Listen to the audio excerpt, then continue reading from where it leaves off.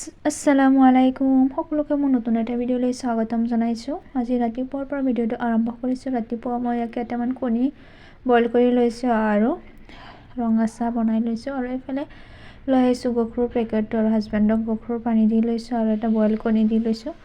তাৰপিছত আজি বনাইছোঁ মিক্স ভাজি। ইয়াত আছে ব্ৰকলি, কবি, গাজৰ, মটৰ সকলোৰে এটা মিক্স ভাজি বনাই লৈছোঁ। ভাতো ৰেডি হৈ গৈছে আৰু এইফালে যেহেতু ঠাণ্ডা দিন হয় ন, তো লাওৰ তৰকাৰী আৰু মাছৰ তৰকাৰী এনেকৈ ৰাতিয়ে বনাই থোৱা আছিলে, তো সেইখিনি কৰি মেলি খাই বৈ লোৱা হ'ল। তাৰপিছত আহিছোঁ ৰুম চুম ঝাৰু দি লৈছোঁ। তো আজি ভাবিছোঁ ৰুম চুম ভালকৈ ঝাৰু দি মুচি লওঁ। তো তেনেকৈ ডেইলি মচা নহয় বাৰু, কেইদিনমানৰ মূৰে মূৰেই মচা হয় আমাৰ ৰুমবিলাক। তো আজি গোটেইকেইটা ৰুম এনেকৈ ধুনীয়াকৈ মচি লৈছোঁ।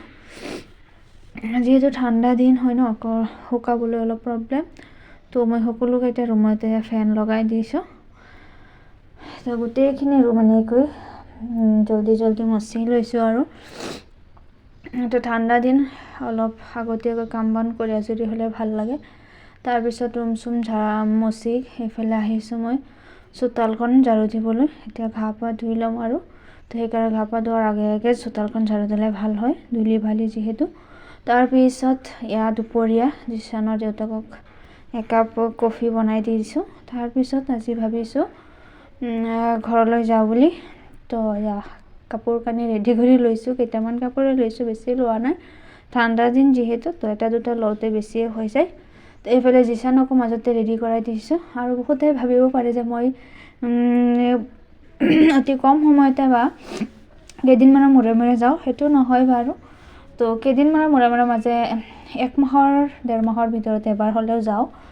তো আজিকালি যোগাযোগ যাতায়াত সকলোখিনি সুবিধা থকাৰ বাবে তো 1 মাহৰ ভিতৰত এনেকৈ যোৱাটো মোৰ বাবে বহুত দিনেই হৈ যায়, যিহেতু একমাত্ৰ ঘৰৰ ছোৱালী হওঁ। তো সেইকাৰণে 1 মাহৰ ভিতৰত এবাৰ হ'লে এপাক মাৰিব যাওঁ আৰু তো ভাল লাগে মনটো। তো এইফালে বেগ চেগ সকলোখিনি ৰেডি কৰি লৈছোঁ। এইফালে ময়ো নিজেও ৰেডি হৈ লৈছোঁ আৰু এইফালে গাড়ীত বহি লৈছোঁ। আধা ঘণ্টাৰ ৰাস্তা হয়।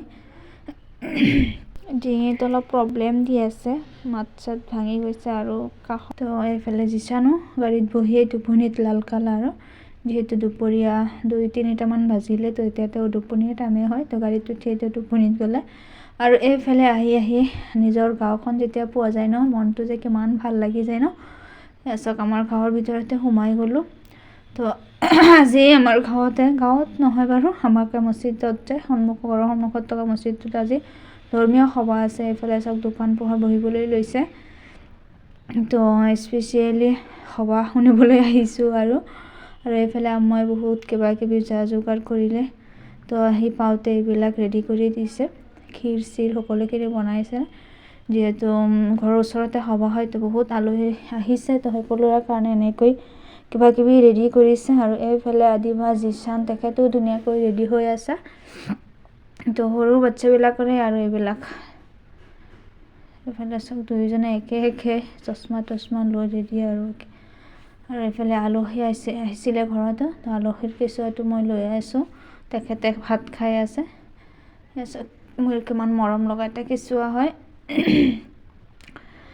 সেইফালে জিছানক লৈ গৈছিল সভাত কিবা এটা ক'বলৈ। তেওঁ প্ৰথমবাৰ এনেকৈ স্পীকাৰ লৈছে হাতত। তো বহুত কিবা কিবি জনা হৈছে, বাট তেনেকৈ স্পীকাৰত ক'বলৈ সাহস পোৱা নাই। তথাপিও আব্বাই কিবা কিবি শিকাই দিছে, এইবিলাকেই বকি আছে তেওঁ। আৰু এইফালে সন্ধিয়া হৈ গ'ল। সন্ধিয়া টাইমত চাওক ঘৰত যিমান বাচ্ছা পাৰ্টি আছে, সকলোৰে একে বস্তু লাগে। আদিবাৰ যিটো লাগে জিছানৰ সেইটো লাগে, জিছানৰ যিটো লাগে আৰু এজনৰ সেইটো লাগে। আলহী চালহী আছোঁ, তো সকলোৰে একে বস্তু ঘৰ ভৰপূৰ কৰি দিছে। আৰু এইফালে চাওক এবাৰ যায় এটা আনে আৰু এবাৰ যায় আৰু এটা আনে। চাওক ইমান ৰাতি হৈ গৈছে, তথাপিও কান্দা কুটা তেখেতক কিমান যে কি আনিলে। চাওক দুয়োজনে লাগিছে, যাবই লাগে, ইমান ৰাতি হৈ গৈছে। কেইবাৰো লৈ গৈছে, কেইবাটাও বস্তু আনিছে। বেলুন চেলুন কিবা কিবি গাড়ী চাড়ী আনিছে। পিছত দেখাই আছোঁ বাৰু কিবা কিবি কিনা হৈছে। আৰু এইফালে চাওক আমাৰ ঘৰৰ পৰা ওচৰতে সভাখন, আৰু তেখেতক এই ৰাতিতেই লৈ গৈ আছে আৰু সভা চাবলৈ। উপায় নাই আৰু এইফালে ঘৰৰ কামবিলাকো চলি আছে মাজতে। আৰু এইফালে ৰাতি হৈ গ'ল যিহেতু দিনৰ পৰা আলহী চালহী আছিলে, খোৱাই বোৱাই তৰকাৰী চৰকাৰীবিলাক তাত গৰম কৰি ৰাখি দিয়া হৈছে। দেখিছোঁ ডাঙৰ ডাঙৰ চৌকা কেৰাহীবিলাকত ৰান্ধিছে, সেইকাৰণে চৌকাত বনোৱা হৈছে। আৰু এইফালে তেনেকৈ ৰাতিটো পাৰ হ'ল। এইটো নেক্সট ডে মৰ্ণিঙত উঠিয়ে তেওঁৰ খেলা বস্তু লৈ বহি গৈছে বিচনাতে চাওক। তাৰপিছত মই অলপ ওলাই আহিছোঁ ৰুমৰ পৰা। এইফালে আজি বহুত কুঁৱলী দিছে ৰাতিপুৱাতে চাওক, আন্ধাৰ আন্ধাৰ হৈ আছে। এতিয়া লাইটবিলাক জ্বলি আছে, তেনেকৈ আৰু চলি আছে। তাৰপিছত বহুত দিন পিছতে চোতালখন ঝাৰু দিব লৈছোঁ মাৰ ঘৰত গৈও, যিহেতু মই আগতে সেইটো আমাৰ পুৰণা ঘৰতে থাকি ডাঙৰ দীঘল হৈছোঁ। তো এইটো নতুন ঘৰ বনোৱাৰ পিছত মই ঘৰত একো কামেই কৰিব পৰা হোৱা নাই, বিয়া হৈ গৈছিলে। তো সেইকাৰণে এতিয়া কাম কৰিবলৈ বহুত মন যায়। এইফালে গছ গছনি আছে যিহেতু, ইয়াৰ চাওক পাত চাত পৰি অলপ লেতেৰা হৈ গৈছে, সেইকাৰণে মই ৰাতিপুৱাতে অলপ ঝাৰু দি লৈছোঁ। আগতে কাম কৰিবলৈ ইচ্ছা যোৱা নাছিলে, কিন্তু এতিয়া বিয়া হোৱাৰ পিছৰ পৰা কাম কৰিবলৈ বহুত মন যায়, বহুত ভাল লাগে কাম কৰি, সঁচা কথা। এইফালে ৰাতিপুৱাৰ ভাগত তেখেতে কিবা কিবি ৰেডি কৰি দিলে, মটৰ সিজাই দিছে, ৰঙা চাহ, সেয়া পিঠা চিঠা পনীৰ চনীৰে চাহ তাহ খোৱা হ'ল বাৰু। তাৰপিছতে যিহেতু ঘৰৰ ওচৰতে সভা হয়, তো সভা বুলিলে মীনা বজাৰখন নহ'লেই নহয় বাৰু, এইটোৱে মেইন। তো এইফালে আমাৰ পথাৰবিলাকতো এনেকৈ দোকান পোহৰ বহিছে, তো সকলোৱে গৈ আছে। তো এবাৰ নগৈ থাকিব নোৱাৰিলে আৰু আমিও এপাক মাৰিলোঁ। তো কিনিবলগীয়া বিশেষ বস্তু নাই বাৰু, এনেই এপাক ঘূৰি আহিলোঁ, ভাল লাগিলে মনটো। সেইফালে আহি দেখিলোঁ আম্মাই কিবা কিবি ৰেডি কৰিলে, ৰুটি মাংস আৰু এইবিলাক গছৰেই মধুৰিআম হয়।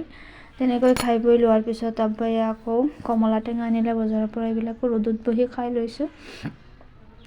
তাৰপিছত আজি আমাৰ এটা দাৱাত আছিলে ফুৰিব যোৱাৰ, তো ফুৰিব যাবলৈ আমি সকলোৱে ৰেডি হৈ লৈছোঁ। তো তাত গৈ আমাক বহুত কিবা কিবি আইটেমেৰে সমাদৰ কৰিলে। একেবাৰে কম সময়ৰ ভিতৰতে আমি ঘূৰি আহিলোঁ। 2টামান বজাত তেখেতৰ ঘৰ পাইছোঁ আৰু 4টামান বজাতে উভতি আহিলোঁ। এইফালে আমাৰ পৰিয়ালটোৱেই গৈছিলোঁ, মই, আম্মা, দাদা, আদিবাৰ মাক, আব্বাও গৈছিলে। তো এনেকৈ সকলোৱে একেলগে এপাক ফুৰিব গৈছোঁ, তো বহুত ভাল লাগিছে। তেনেকৈ তাৰ পৰা ঘূৰি ফুৰি আহিলোঁ। তাৰপিছত আদিবাসত তেখেতৰ নানীৰ ঘৰত গুচি গ'ল। তো এইফালে যিচন অকলশৰীয়া হৈ আছে, তো তেওঁ কান্দি আছে, কি কৰে কি নকৰে। তো এইফালে তেওঁ খুজি আছে যে চিৰাই খাব, তো চিৰাই বনোৱাই দিয়া হ'ল সন্ধিয়াৰ সময়ত। তেনেকৈ আৰু। তো আজিলৈ ইমানেই, আজিলৈ বাই।